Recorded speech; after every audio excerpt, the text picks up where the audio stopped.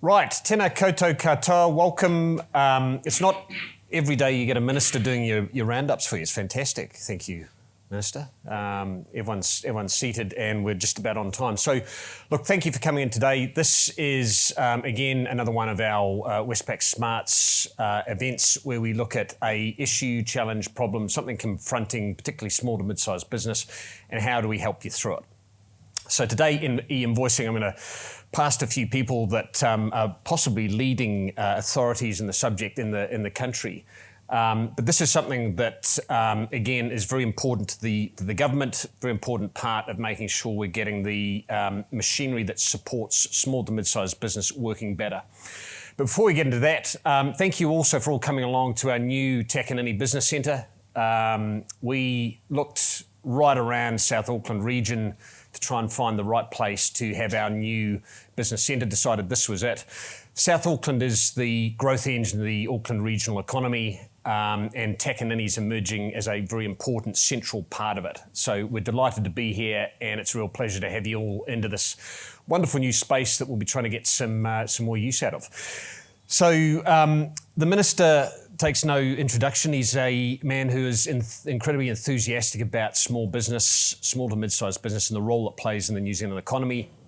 I'd describe him as the highest energy minister in government at the moment. He's got a lot of things he's passionate about, massive to-do list for the things he wants to do for commerce in New Zealand. But we're delighted to have him here today to launch this event and just say a couple of words to kick the series off. Thank you.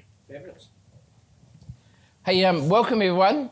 Can you hear me at the back there? It's quite nice, this, isn't it? Hey, first of all, Reuben, thanks for hosting us here. And where's our team leader? It's wonderful, isn't it? I was saying to the driver, I said, you're going to the wrong place. They're over in the Brinks building at Takanini. Oh, no, you was right. Beautiful facilities. So lovely to be here and with all of you. Just acknowledge everyone else. Obviously, our Westpac, our host, but also principally the business owners here as well, because that's what we're talking about today. So crucial to have you along. And then we've got some people who are doing the real work at MBIE, and then we've got Emma Dobson, who I used to work with in the money markets something 30 years ago at Southpac. And Reuben. Yes. Well, I was going to... let's not go there too much. Hey, just on e-invoicing, obviously very keen to do that. I've, as Reuben talked about, I've got a plan of trying to work my way through. Obviously, started off by killing off the business payment practices bill, which led to this whole thing, which I'll talk about in a few minutes. But obviously, since then, just working our way through a whole lot of things around open banking. I've got a bill in the House at the moment, really keen to supercharge that. A bit worried that we've already lost about 12 fintechs who have left. And you'll see an announcement coming out soon, but we've got a bill in the House, we've got some consultation on that. Really important that we get competition. Obviously, we've had the banking study from the Commerce Commission as well. But that's triple CFA changes, insurance changes. The bill's just been reported back for the second reading, so it's been through its process. And I've announced that I'm going to review the Companies Act. Hasn't been updated in 30 years. It's had minor changes, but not substantial changes. So there's about 5 parts to that act. Luckily, I started a couple of years ago. I lent on a few old lawyer mates and said, can you start drafting it 2 years ago? Because it would have taken too long to actually start trying to do the work now. And MBIE tell me they're up to their foreheads. Is that right, Sam? Right. Yes. So that bill is, it's 80% written. We just need to pull all the bits together and what's called PCO, which is the drafting office of Parliament, are doing that at the moment.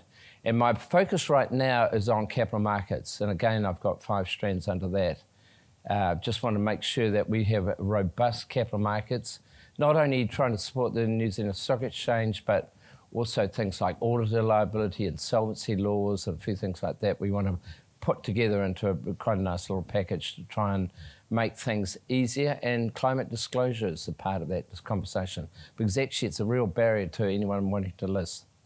So that's where we're at the moment. But in the wider context of that gives you the backdrop to what I want to talk about now, which is e-invoicing. So just acknowledge MBIE are doing a great job, but also there's a very good e-invoicing group that has been coordinated, and I've attended a couple of meetings, who are really pushing for e-invoicing, which is a fantastic thing. I'm really keen for it for 3 reasons principally. First of all, I want to make sure small businesses get paid on time. And I think that's really, really important. We have started reporting 30 of the government agencies, and then we went out to the remaining 110. One of them happened to say that they like to use their customers as a bank, which is just outrageous. So I told the minister that. I think the minister's probably had to check them already. But getting payments quickly to smaller businesses is the first thing. The second thing is obviously in the wider digitalisation mantle. So Judith Collins is responsible for digitalising government, but I have a role to play there, particularly because I'm driving the e-invoicing and other parts of what I like to do with small businesses and manufacturers, taking people up the digitalisation process. And e-invoicing is a great sort of carrot for that. And the third area is subject to cabinet approval, which I think is going to be given. I'm going to take on the role of scams. You've probably seen me in the media a bit about scams. And so scams in terms of the context around e-invoicing, obviously if you use e-invoicing, it's a much more secure route. It's a way of mitigating scams. And the other thing about it, under the Company Act changes I talked about, one of the things I want to do is make sure the New Zealand business numbers are used much more usefully. It's sort of a latent thing that's not really used. And one of the drivers for e-invoicing is actually help with the uptake of New Zealand business number. But what we're going to do with the New Zealand business number actually is to also include things like account details, bank account details. So we're all fixated, when we come to see you guys in the bank here, you all want to validate who I am or when you're going to buy your next batch. You know, you go in and you get all the 300 questions about your trust and how you got the money to buy the batch. Actually, the other side of the coin is when you make a payment to a company, partially maybe as part of a scam, but hopefully not, but you want to be able to validate who you're making the payment to. So that 2 sides of the coin has never really been joined up. And that's why I want to beef up the New Zealand business number with the account details, etc. So those are the 3 big reasons why I'm so keen. We are just progressing some work on it. So the approach I've taken so far is when I killed off the Business Payment Practices Bill, which is the former government's role of, well, their view that we should get every small business or any business with a turnover greater than 30 million to write to MB every 6 months. You had 4 months after that to give your details. So any of the information was 10 months out of date. And then MB was going to compile this list of 3,000 companies, put it on a website. And that was meant to be really useful. I killed it off because I thought it was going to cost business about 40 million to implement. But secondly, if you just picked up the phone to Centrix, do you know Centrix, the credit agency? You know who I'm talking about, eh? You ring up the MD there and say, can I get a view on this company over here that these 2 good people here own? And they could give you all that data in real time for $35. So that's why I killed it off. But the intent of the bill was right. So that's where I've started with the government. So we've started reporting on the first 30 entities, and we will get to 130. We're just working through a process. At one stage, Nicola Willis and I were going to write to all the CEOs and say, you have to do this. But now we're going through a different way of doing that. But we'll certainly get all the government entities because governments love thinking about everyone else other than themselves. So I'm going to make the government agencies accountable. And the targets we're setting is that you have to pay your ordinary invoice within 10 working days. And if you do e-invoicing, you have to get you paid within 5 working days. So I've got a paper just progressing its way through process at the moment. But we will bring that in. And then I've been talking to Business New Zealand about the top 180 of their companies who Business New Zealand claim they account for about 65% of industry. Now, I'd like to get a voluntary agreement with them, But if not, we might look at some other options about how we bring large suppliers to government to make sure that they also are paying their smaller business contractors or whoever they might be on a timely basis, 10 working days and 5 working days if you do e-invoicing. So I want to make sure that we cascade that not only just through government, but right through these large companies back into smaller companies. Because they ultimately, and particularly during cost of living crisis, we all know, hey, cash is everything, isn't it? Anyway, hopefully does that give you a bit of a context? Cool. All right. Thank you, Minister. So great work on streamlining regulation, driving innovation, which this is part of, but also just making sure that New Zealand businesses, particularly small to mid-sized businesses, have the right access to the right resources they need to grow. So just quick show of hands, who would feel comfortable coming up here and clearly articulating what e-invoicing is? No? Okay, we've got a man who can do it. So Alan Carnaby runs the program at MB and has done for some time now. He's a key expert in the field, and we'll get him to do that for us. Thank you very much, Reuben. And can everybody hear me? Okay, great, excellent. Well, look, thank you very much, Reuben and the team at Westpac for being such champions for this initiative for us here in New Zealand. And thank you, Minister, as well, for also being a champion. Your drive and enthusiasm is making a difference. So thank you. And thank you everyone for being here today. So what we're talking about today is turning the humble old invoice into something that can supercharge our economy, okay? And a 101 on e-invoicing is, it's a direct exchange of invoice data from one system to another, okay? So no PDFs, no paper, certainly no paper, no email is being used, and it's the digital exchange of the invoice data from one system to each other, regardless of those systems. So someone can be using MYOB, Xero, SAP, Oracle, Microsoft, it doesn't matter. It's the same digital invoicing network that every single business in New Zealand will use, and it's also interoperable with other countries around the world. We're working on this initiative with Australia, the ATO, Singapore, Japan, Malaysia now, and a host of countries in Europe. And look, there are multiple benefits to this. So reducing manual handling. I always like to use the example of, let's say you're a small tradie firm. You might receive 50 invoices from Bunnings or Mitre 10 every week, okay?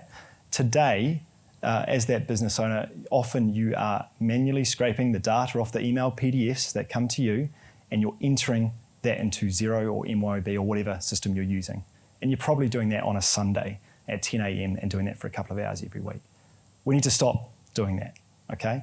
And look, there are different maturities in terms of systems and how we invoice in New Zealand, but when you look at the overall picture, there are 280 million invoices sent business to business in New Zealand every single year. The vast majority of that volume, it's been done manually. A lot of human intervention to fix things, to send things back, and also things like invoice fraud are becoming more prevalent. It's just we need to find a way to move, to work smarter. And so that's what this is all about. So we have spent the last 3 to 4 years getting our e-invoicing network up for New Zealand. There are 55 software providers here in New Zealand that can now provide an e-invoicing capability to businesses. That includes all your big ones, like I mentioned before, SAP, Microsoft, Oracle, but also your Xeros and MYOBs. And just on that, if you are using Xero or MYOB, access is native within the systems and it's free today. And I can send you the 4-minute video on how you get set up after this if you want to get going. So access is now there, and we're also starting to see the adoption really trend in the right direction. So about 23,500 businesses are on the e-invoicing network as of today, and that's ramping up. And we're also seeing the volume of e-invoices being sent through this network grow as well. So for the small business owners here today, you've picked a really good time because we've got the network built. The benefits are becoming clear through the early adopters that we see, and also in other countries like Norway, where this is completely done across the economy. And you'll have some organisations you can engage with. And if you're small, Xero or MYOB, if you use either of those systems, easy to get going. So, post this conversation, I'll be getting around to make sure that we're all getting on this, and we all need your help to grow this thing for New Zealand. Look, when I really look at a couple of the benefits, so if you hone in, it is that reduced manual handling, data entry that we need to get away from here. But just to pick on one as well, which is around the reduced invoice fraud. So when you cut out email, you cut out PDFs in your invoicing process. Well, guess what? You can't intercept an email because it's just a straight data exchange. You can't manipulate a PDF.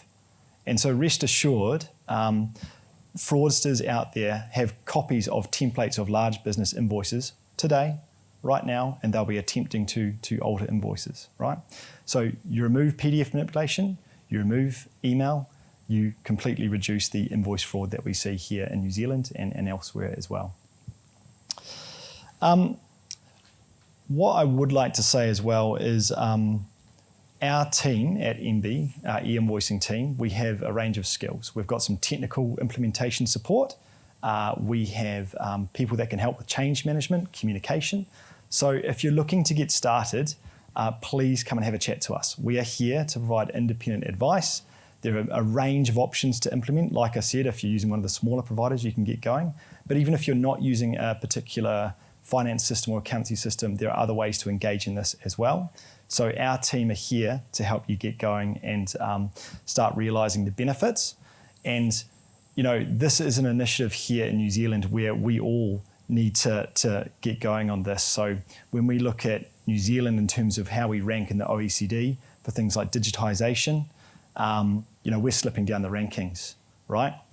This is one small initiative that can help to get us back up those rankings. If we can all embrace this and all move, we can truly lead the world in what I sometimes call boring business productivity, but it's really important. So look, really, really encourage you to get going, and there's more information on exactly how this works, which we'll give to you after this, and my team are here to support you on your journey as well. But yeah, that's pretty much it. Thanks. Thank you, Alan. And thank you for the ministry's hard work over some time.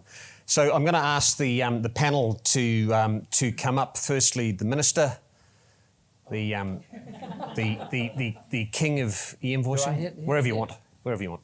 All right. All good. Is that right there? I'm confused now, eh? All right. Next, Michael Alp, who's the Chief Operating Officer of MB, again, deeply connected to the topic of e-invoicing, the rollout in New Zealand, and the current co-chair of the Australia-New Zealand e-invoicing board. And so the Archduke of invoicing. Oh, that's right, yeah. the subject. Wasn't he assassinated? For the first Security on the front door. You're fine. And now I guess the queen of e-invoicing in New Zealand, long-standing friend, she just outed us for, Emma Dobson, who is a well-regarded company director, enormous background in financial services, and currently advises a lot of small to mid-sized businesses. So, and did you notice she's wearing red? The colours of Westpac. God, she's not on brand. Oh. Yeah, it's exactly on brand. Yeah, correct.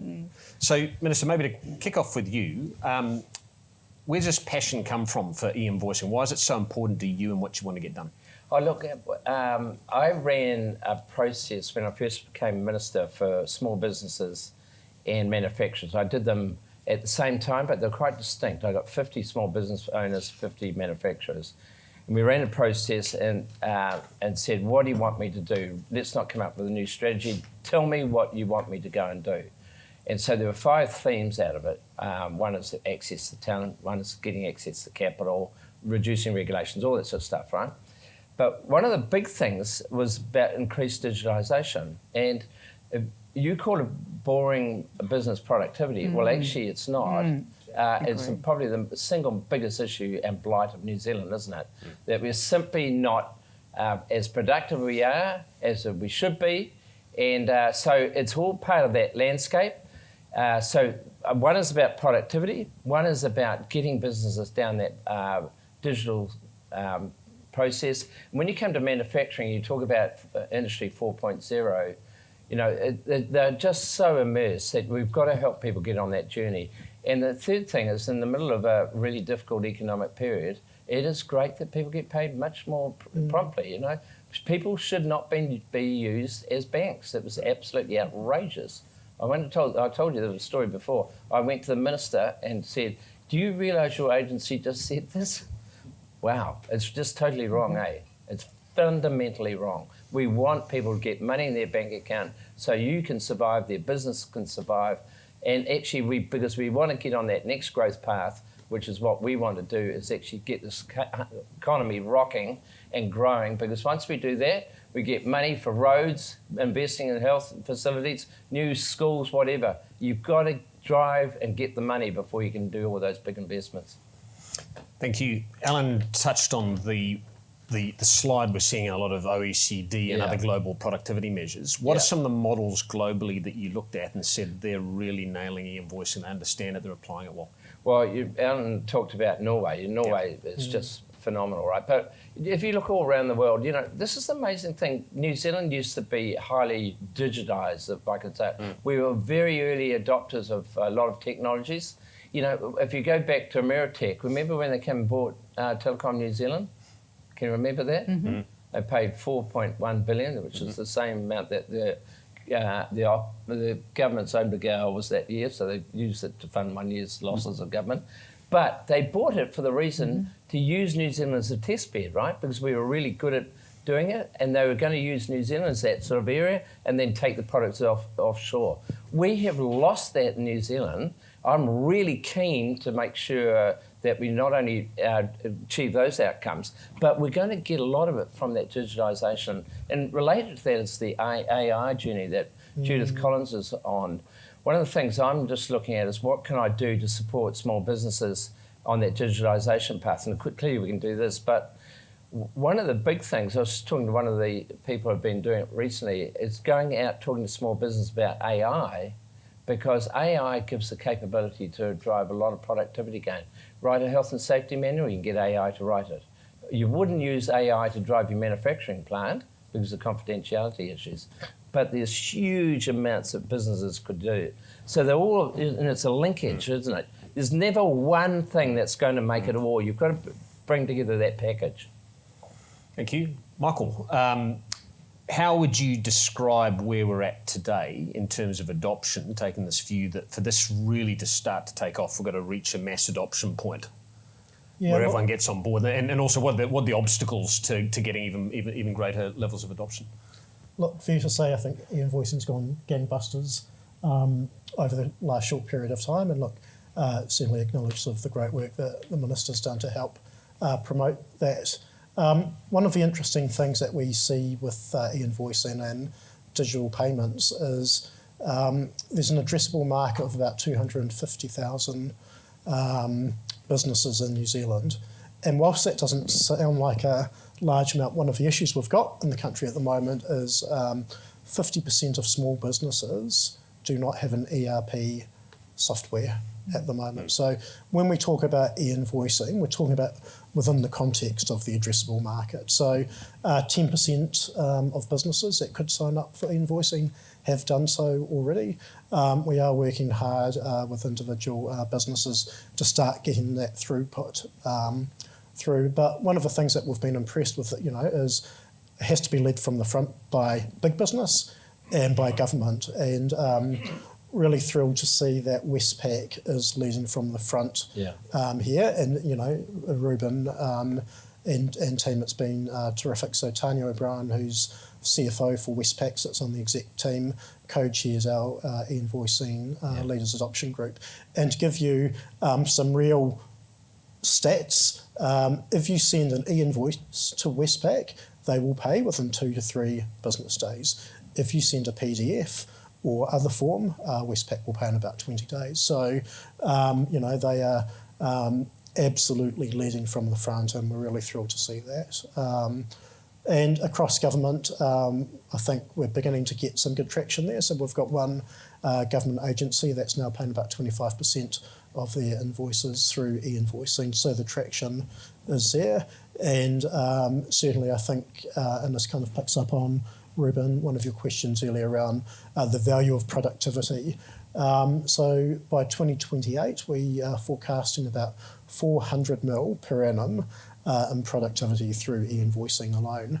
Now, if you look at what's happening in other countries and jurisdictions, the benchmarking is roughly between 0.5% to 1.5% of GDP. So Norway, who we talked about before, Last year they estimated it's about 400 mil New Zealand dollars equivalent saved through e-invoicing. The European Commission has modelled about 60% of the value of invoice-related fraud is reduced by going through e-invoicing. And we know about 70% of fraud in New Zealand and Australia doesn't get reported. So, even by just getting out and doing this goes a long way to reducing the value. And some of the further modelling that we've done is over the next 10 years, if we adopt a model similar to Norway and really go for that full electronic procure-to-pay journey, including e-invoicing, then the value to New Zealand is about 1.8 bill per annum if fully implemented. So, that's money that can go back into businesses' pockets, R&D, investments, everything. Cool. Thank you. Emma, so how would you see e-invoicing as a financial risk management or financial management tool, particularly around managing a business's working capital or cash flow? Cool. Just before that, just as a couple of comments. One, you mentioned about the companies that don't have a platform. That's an opportunity for the banks because those businesses who don't use an ERP will all have a bank account. So hopefully the banks will start looking at that because I think that's a real opportunity. Mm-hmm. In terms of the scams, as the Minister called out, in Australia, the Australian Tax Office lost $1 billion in a GST TikTok scandal that happened during COVID. So you think that the Australian Tax Office was defrauded? So that's happening to businesses as well. So in Australia, the Treasury are funding e-invoicing out of their scams budget for that very reason because they're very worried about it. The next point is, you've been picked on again, Alan, for the use of the word boring. Plumbing's not boring. Your house is not much fun to live in if your plumbing's not working. And I also absolutely believe that technology can never deliver until data is standardised. And this is a data standardisation journey. And the benefits that that brings, because when you try and look at things like payment times reporting, if your data's poor, your reporting is going to be poor. So you start with the basics. This is absolutely intrinsic to the benefits of what it can drive to the economy. I've heard of businesses where invoices don't get paid for a year. I've heard of one, on average, a small business will use 7 different invoicing platforms. In Australia, a meat company used 30 different invoicing platforms. They sent an invoice to the South Australian government. They duplicated that invoice. They then sent a credit note. They duplicated that credit notice. They discussed that invoice for 18 months before they got paid their $24,000. Now, they turned over 400 odd million, so they could survive 24,000. But if you're a small business and you don't get paid that money, or a mid-sized business and you've got multiple issues like that happening, that has an absolutely huge impact on your cash flow and also on your resourcing. You want to be using your people where you get the most value for your customers or in other areas. And the number of platforms, another example was a law firm in Sydney used 50 different invoicing platforms. The worst I've heard, because we've been talking with the Fed Reserve because we spend a lot of time making sure we're not doing something just in New Zealand that's not going to be applicable anywhere else, that Microsoft used 150 different invoicing platforms.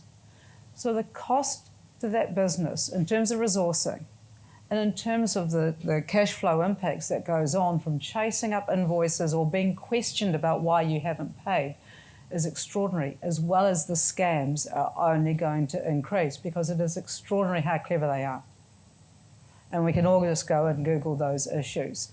So I passionately believe in data standardisation. I passionately believe in governments driving this. And I'm a big believer of a stick. I like mandation or legislation because otherwise there's always reasons not to do things. We will absolutely get the benefits for the economy once we have delivered this in. And businesses who have bought in e-invoicing have got better relationships with their suppliers and they've seen a massive improvement in terms of the benefits of managing into that cash flow. We were talking before, and I understand there's differences around businesses and what invoices look like, and there's complexities. But there is a core data set at the bottom of every invoice that can be standardised. So that when I go overseas, I just came back from Kazakhstan and Hong Kong yesterday, I use my phone, it roams with me. Dear old Spark charges me for the privilege.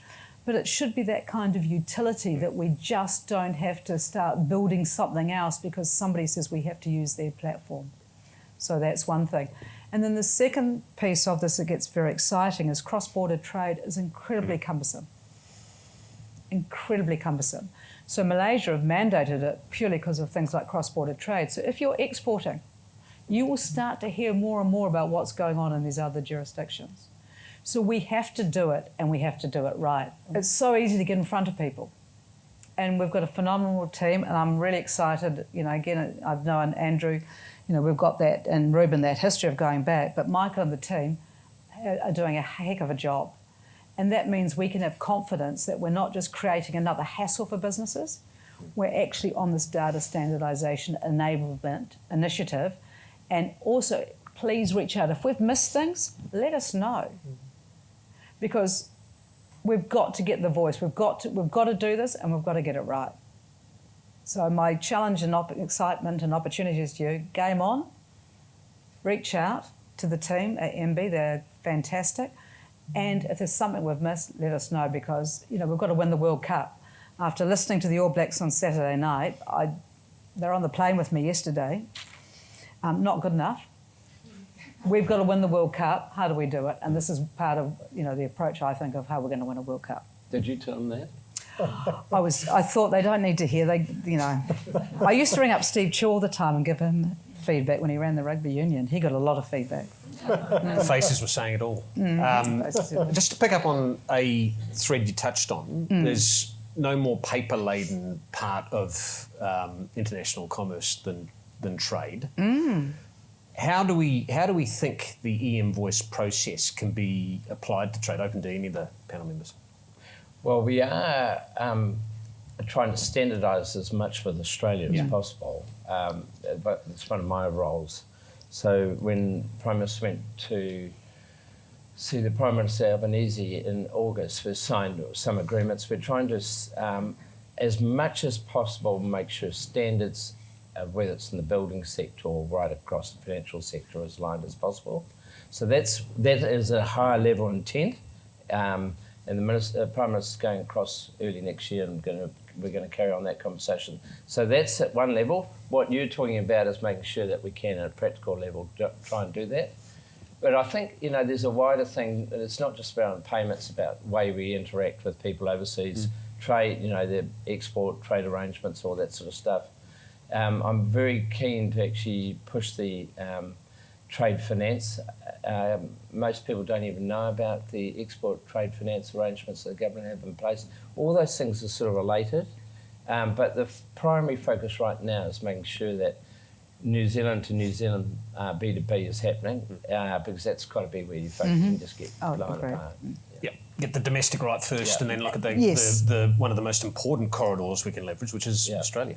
Absolutely. This is the first building block. Correct. Yeah.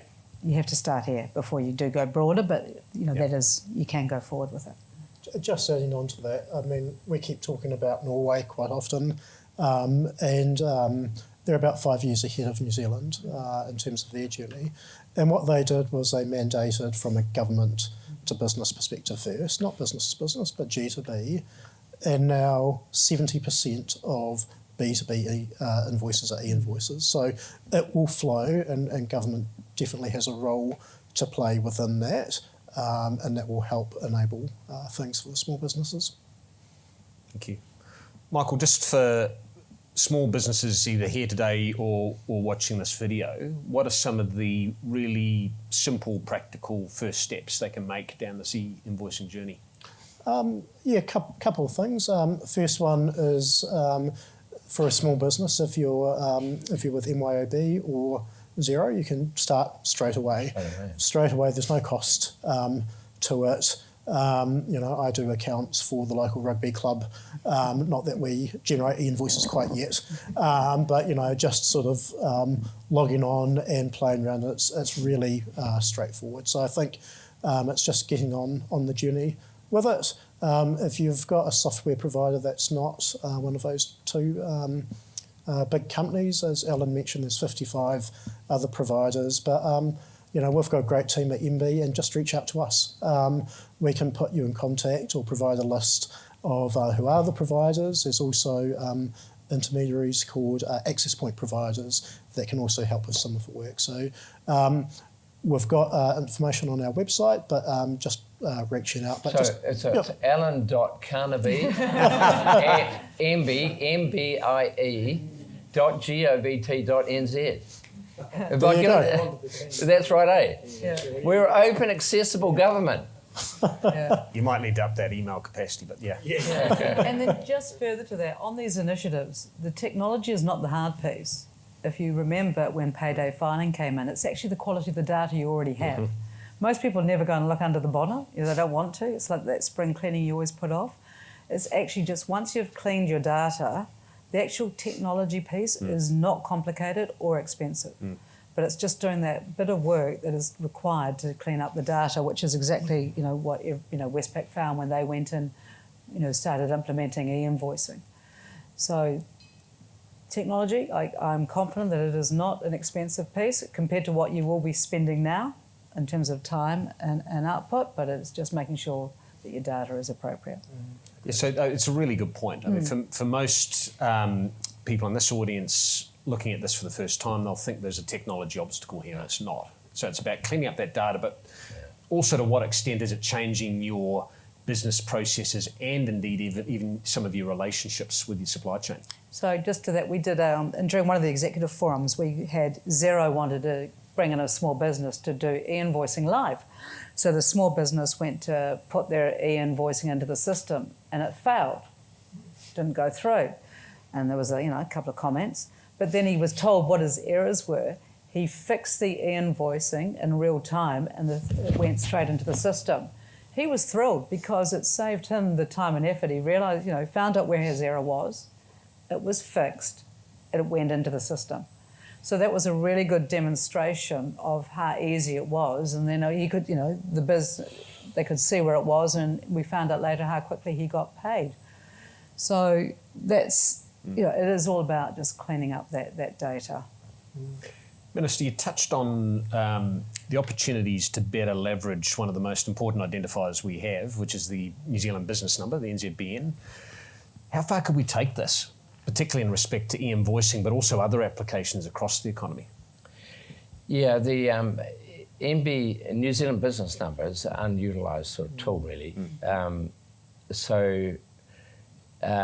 As a validator, for a business, that's one of the key tools to it. But secondly, obviously it feeds into e-invoicing because that gives you the ability I talked about from a scams perspective in terms of validating, making payments. And I think, those are all important. But the other thing I'm doing, the fourth thing I'm doing actually is I have got Stats New Zealand, because I'm also the Minister of Statistics, and MBIE working together, and ACC is the other one I need to get because they're the third highest. Stop all these stupid surveys coming to your businesses. That the first thing you have to do and it's often the wives, I'm not being sexist here, but it's often the wives, used to be my wife, but in businesses on a Sunday night or on holiday, filling out the front page which says, state your name, your address, your phone number, your email, right? Well, actually, we know all that. It's actually in the New Zealand business number. So what I've got, the three groups, and I've also got IRD involved in the group, and MBIE's very much part of this, but looking at how we can reduce the number of surveys, take out all that crap at the front, excuse my French, but it is, because we know all that stuff, right? And use the New Zealand business number to get us through that point. This, you just fill the number, or it should be pre-populated. So then ask you the 7 really questions that we really want to ask you. And don't ask you 30 times, actually ask you once. And all agencies can use that information. So that's a really important part of it. It's subsidiary, but actually that's the whole reason why I really want to expand the use of the New Zealand business number. One of the things that's becoming quite apparent to larger businesses at the moment in a slightly weaker economy, Minister, you've touched on this, is you've got to invest in the strength of your supply chain. Yeah. And you don't do it by renting the balance sheet. That's right. Why have we been bad at that? Yeah, there's lack of resilience, eh? Of course, we moved to this just-in-time concept like everyone else did globally, right? We all slimmed down because it was a way driven by accountants. Because, most people don't realise, but, the cost of stock in a business of traditional firms with half the cost of it is the carrying cost of it by the time you take into account storage, how you have to manage it, theft, all that sort of stuff. You know, common metric, right? And so we had this progression towards streamlined just-in-time supply. COVID obviously blew that apart. Now, you know, legitimately so, you know, the strength of the suppliers is really, really important, particularly where you're in a situation like now where you're having problems with supplies. But it'll probably change over time, you know, when we get the economy rocking again, everyone will get lazy and all that sort of stuff. We always go through cycles, eh? Always remember your friends, eh? It's like in life. Remember your friends. And if they're good friends, they'll remember you when you get into trouble, right? And I think businesses have also got to be incumbent on it. And the other thing, from a government perspective, we've always had this contracting model, this stupid contracting model, where we always go for the lowest cost. Yes. You know, we're the world's worst procurers, and obviously it's something that Chris Bishop's working on at the moment. But we are literally the world's worst procurers. Before I went into government, I was involved in all this stuff. We always go for the lowest cost, don't we? We put people through this tender process. We ask them stupid questions like, what's your health and safety record? Well, actually, if you don't have a good health and safety record, you shouldn't be in the process for a start, right? We don't discriminate, but we give lots of weighting for that. And then we get down, and it's meant to be on price, right? We forget about innovation, we forget about long-term supply. Who's going to support the new road when you build it and it starts crapping out after 6 months, as they've done here in New Zealand? And it's no use having an Australian or an international competitor or someone come in here because they don't worry about it. It's no brand damage to them, right? We don't take into those things. So and I'd suggest to you as a business, that's really important. I was certainly very conscious about when I was in business about having those strong relationships. But it's a two-way street, eh? It's a two-way street. You can pay and look after people, but you know, obviously you want your suppliers to look after you. You know, it's all part of that that relationship building, isn't it? Eh? We're not particularly good at that. Sometimes we are, but not always. Looking out into the future, particularly in a open banking world, how far could this e-invoicing thing go? How could we see it? Well, I think you talked about, this is about standardisation of data, right? So getting in a form that can be transferred electronically. So if you think about open banking, we're obviously putting it, I've talked about it, I've got this piece of legislation in CDR bill going through the House at the moment, which is a permissive piece of legislation. Luckily, I've spoken to the Australian person who advised Australia, even he acknowledges, Scott acknowledges they blew it. Our piece of legislation, everyone's looking at going, wow, that's a good piece of legislation. That's the first bit, the permissive environment. Second bit is the API. And that's development of the protocols of how you transfer data. So that's what are the rails that you use to transfer data? Who's accredited to do that data transfer? Who's accredited to receive it? What can they do with it also? That's all part of the API, and we've got to get that bit right. We've sort of made headway. And the third bit is the identity, the consumer identity, or in our case, company identity, like the New Zealand business number, but at a personal level, we've got a customer identity bill that came into force on the 1st of July. When you put those three things together, you can deal with AML, which is another big issue, but actually you've got the ecosystem for open banking. But e-invoicing is very much part of that, isn't it? You can see it where it fits into that whole diagram there, and that's why we have started off in terms of open banking. We've also announced we're going to do open energy or electricity. But as I've said publicly, we're going to do open insurance. We're going to do a whole lot of other things. Why should it stop there? Why couldn't you have open telecommunications, all that sort of stuff? Because it's transferring data like your usage on your lighting system, how you power your house, whatever. All that data should be able to be transferred, and you allow third people to come and offer you good services. So just to finish, a quick takeaway from each of the panel. What would you suggest to a small to mid-sized business that's heard this today? What should they go back to the office and think about? You're going to me first? Yeah. Just get on the train, right? and start demanding that of the people you supply to, because a lot of those large companies will hopefully in time, and if you keep asking and everyone keeps asking, eventually they'll get there, and then the push from government and large organisations, what we're going to put on them. We'll get there. It's just, but we've all got to get on the same journey as quickly as possible. Yeah, thank you. E-invoicing is sending and receiving. So I think just as you're engaging with whether it's yourselves as business owners or people representing businesses, just thinking about the traffic going both ways, because we need both to work for this to be successful. Ask questions. Reach out to the MB team. They are fantastic. Don't think any question is crazy or daft, because maybe we've missed something. But do reach out and ask those questions. The second thing is be an early adopter. Whenever these initiatives that I've been involved with, you get the benefits from being an early adopter. Yes, everyone won't be there, but the businesses that are the laggards, there will be a cost to their business for deciding that they're going to wait until they're told they have to. You will see absolute benefits in your business, and my recommendation would be get out there and have a look at it and try, be an early adopter. And be loud and proud. Well, look, round of applause for the panel. Thank you very much. Thank you. And as you've heard, a load of resources out there. So if in doubt, call your Westpac banker. You can go to the Westpac business-based site. There's a raft of material up there that any customer can use. Go to the MB site, is fantastic. And if in any doubt, just call Alan. Thank you very much. Cheers. Thank you, everyone. Cool. Thank you.